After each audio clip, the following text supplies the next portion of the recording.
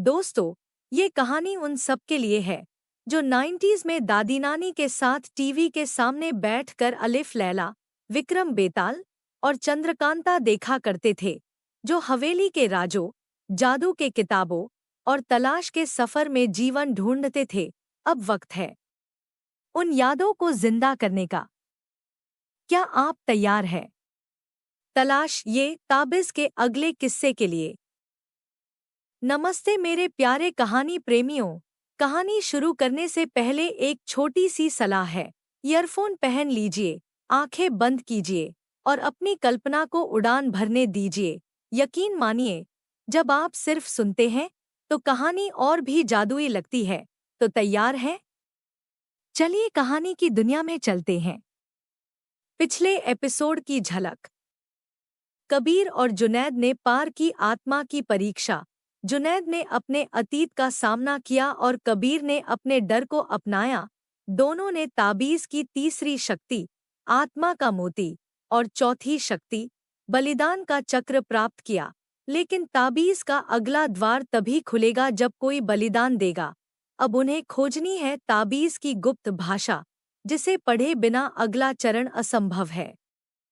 रेहान अब भी ज़ारकून के कब्जे में है, लेकिन मानसिक रूप से उससे लड़ रहा है। वहीं कबीर और जुनैद पहुंचे हैं एक रहस्यमय स्थान पर, खामोश किताबों का पुस्तकालय, जहां हजारों साल पुरानी किताबें हवा में तैरती हैं। जैसे ही वे अंदर जाते हैं, एक पुराना ग्रंथ हवा से नीचे गिरता है। उस पर लिखा है, ताबीज़ की भाषा सिर्फ वही पढ़ सकता है जिसने कभी अपने नाम को त्यागा हो। कबीर ग्रंथ को खोलता है, पर शब्द किसी भूले बिसरे लिपि में है। जुनैद बोलता है, यह लिपि है रूहानी वर्णमाला। इसे वही समझ सकता है जो अपने स्वार्थ को त्याग चुका हो।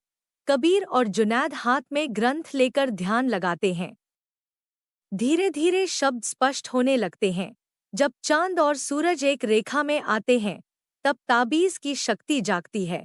लेकिन उसके जागने के लिए चाहिए एक अंतिम तत्व, निस्वार्थ इच्छा शक्ति। कबीर समझ जाता है, ताबीज़ सिर्फ वस्तु नहीं, एक चेतन शक्ति है जो त्याग, प्रेम और सत्य से जागती है। तभी एक और पृष्ठ खुलता है, जिसमें 5 चेहरों के चित्र हैं। 4 को वे पहचानते हैं, रूह ताबीज़ जायद, अब ज़ारकून, ध्वनि की शक्ति रेहान, आत्मा का मोती जुनैद, बलिदान का चक्र कबीर। पर 5वां चेहरा अधूरा है। नीचे लिखा है, 5वां रक्षक वह है जो ताबीज़ की आत्मा से जन्मा है। वह न तो रक्षक है, न मानव, वह स्वयं ताबीज़ की इच्छा है। दूसरी ओर ज़ारकून रेहान की चेतना को तोड़ने की कोशिश कर रहा है। वह कहता है, तेरे भाई तुझे भूल चुके हैं, अब ताबीज़ मेरा होगा। रेहान मुस्कुराता है, मैं हूँ ताबीज़ की आवाज़, और मैं तब तक जीवित हूँ जब तक मेरी आवाज़ है। वह आंखें बंद करता है और एक मंत्र बोलता है। उसी वक्त पुस्तकालय में एक पृष्ठ जलने लगता है और किताब से एक रोशनी निकलती है। रेहान की आत्मा की शक्ति किताबों से बाहर निकलती है और कबीर व जुनैद तक पहुंचती है। रेहान की चेतावनी के साथ किताब बोलती है, ताबीज़ का अंतिम रहस्य छुपा है सथिन कक्ष में, एक ऐसा स्थान जहां कोई जमीन नहीं, कोई आकाश नहीं, सिर्फ आत्मा की आवाज़ है। कबीर कहता है, हम वहीं चलेंगे, लेकिन इस बार ज़ारकून को रोकना ही होगा। अब ज़ारकून किताबों की आत्मा से डरने लगा है। वह एक नया जादू रचता है, जिससे वह रेहान की आवाज़ को बंद करना चाहता है। रेहान को मौन का दर्पण में कैद किया जाता है, एक ऐसी दुनिया जहां कोई कुछ बोल नहीं सकता। कबीर और जुनैद गुप्त दरवाजे से नीचे उतरते हैं, जहां सतहीन कक्ष की ओर जाने वाली सीढ़ियां हैं।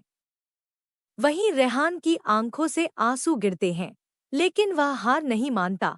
मैं मौन रहूंगा, पर मेरी आत्मा बोलेगी, ताबीज़ कभी अंधकार का हिस्सा नहीं बनेगा।